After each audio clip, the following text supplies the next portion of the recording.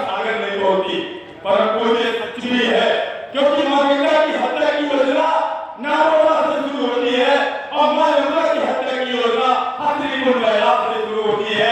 और आपको सच बताऊं, वहां से एक बूंद पानी आगे बढ़ने के लिए बहुत सारे जद्दोजहद करने पड़ते हैं। आज जो पानी हमको दिखाई दे रहा है, अगर कोई भी देखना चाहे, पत्रकार भाई, कोई वैज्ञानिक देखना चाहे, कोई भी समझना चाहे, तो ज्यादा दूर नहीं, यहाँ से 25 किलोमीटर के अंतराल में आपको भदरी इलाका मिलेगा। उससे पहले सामरा सहाय की एक नहर आती है, जिसका केवल एक काम है, वो गंगा में पानी को बहाना। और ये आज का कानून नहीं है, ये 84 से चल रहा है। परंतु आज भी जब स्नान पर आएगा तो नहर पूरी तरह से भाग के आती है और पूर्व नदी में गिरती है सिंगलपुर से पहले। और पूर्व नदी एक ऐसी जलधारा है जो सीधे मां गंगा की सहायक बनती है, वो सीधे ले आकर सारा पानी वहां बहाती है। तो मेरा कहने का मतलब, हम गंगा की जलधारा पा रहे हैं या कौन सी जलधारा पा रहे हैं, यह सवाल भी करता है। परंतु दूसरी बात मैं कहना चाहूंगा, परंतु चूंकि मेरा समय कम है, लेकिन मैं बातें कुछ लिखना चाहूंगा। परंतु मां गंगा हरिद्वार से आगे बढ़ते हुए कभी एक ट्रैक्टर लेकर धरती पर नहीं आती है। मां गंगा की रेती बालू के रूप में नहीं देखी जाती है, वो उपजाऊ जमीन के रूप में देखी जाती है। परंतु मैं कल परसों भी ये बातें यहाँ पर रखी थी सदन में, मैं फिर से बात को करना चाह रहा हूँ कि आज की तारीख में मां गंगा के प्रवाह मार्ग में, खासकर संगम क्षेत्र में, इतने बड़े स्तर पे पक्के निर्माणों का हुआ है।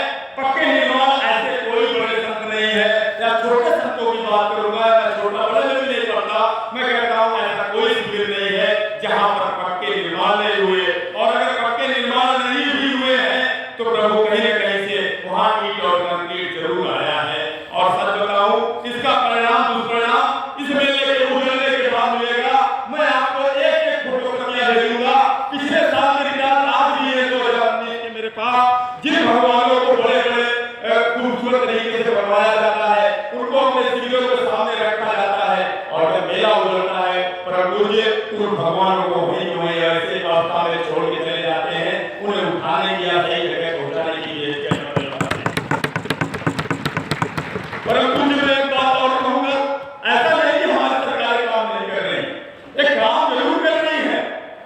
जैसा इसके लिए मैं इतना ही कहूंगा कि मां गंगा की जो बीमारी है वो हृदय रोग की है, उसके लिए दवाई खर्च हो रहा है, डॉक्टर आ रहा है, ट्रीटमेंट चल रहा है, माई को आईसीयू में एडमिट करा देते हैं, लेकिन माई की हालत में सुधार नहीं हो रहा है। कारण उसका यह है कि सारे साधन खर्च होने के बाद भी माई की हालत में इसलिए सुधार हो रहा है क्योंकि उसे जो देखने आता है वो हृदय रोग का डॉक्टर नहीं, वो डॉक्टर आ रहा है। असलियत यह है कि हम साधन खर्च कर रहे हैं, बस सही दिशा में काम नहीं कर रहे हैं। परंतु मुझे सच बताऊं तो मां गंगा के स्वास्थ्य के नाम के नाम पर सिर्फ शहरों का सौंदर्यीकरण किया जा रहा है। और गंगा के नाम पर आए वजह से गंगा को बचाने के लिए 1 रुपया भी खर्च नहीं किया गया है। और गंगा रुपया मांगती नहीं है, वो तो सिर्फ न्यूनतम जल प्रवाह मांगती है, जो 1916 में आदरणीय महात्मा जी के अध्यक्षता में पक्का हुआ था कि कम से कम 1000 क्यूसेक पानी, यानी 1000 घन फीट प्रति सेकंड प्रवाह, 1000 क्यूसेक का अभिप्राय है 1000 घन फीट प्रति सेकंड प्रवाह, जो समय तक तय हुआ था, अगर वो भी मिल जाए तब भी नदी का जीवन संकट से उबर जाएगा। परंतु आज की सरकारों ने इसे डिग्रेड की नदी माना है। आखिर वो हमें बताया कि भारत में एक ग्रेड की कौन सी नदी होती है।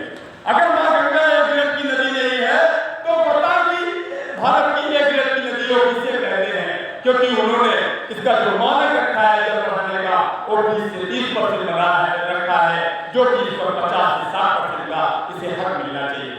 परंतु मैंने काफी कुछ बोल दिया है, थोड़ी सी बातें और रखना चाहूंगा परंतु खासकर इस संगम को भी लेकर। परंतु एक तो मेले की व्यवस्था बड़ी बिगड़ गई है। मैं इस बात को इसलिए नहीं कहना चाह रहा कि कहीं कोई व्यवस्था के नाम पर मैं कह रहा हूं, सब बताऊं कि अव्यवस्था नहीं दुर्व्यवस्था है। लोग दुनिया के कोने कोने से 10-10 गुना किराया खर्च करके कुल मेला क्षेत्र में आकर पुण्य कमाना चाहते हैं।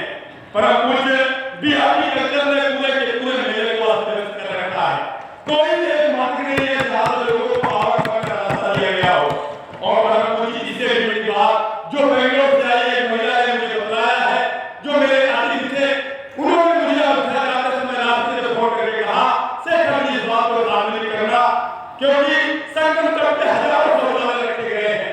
लेकिन परम पूज्य किसी एक भी शौचालय में एक बूंद पानी की व्यवस्था नहीं की गई है।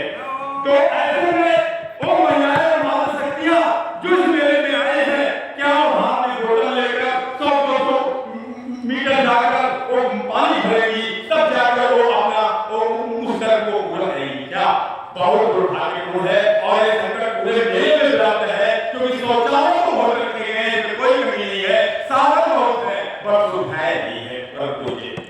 और अंत में मैं परम पूज्य एक बात और कहना चाहूंगा कि मां गंगा का ग्रीन जोन नष्ट होने की कगार पे, नदियों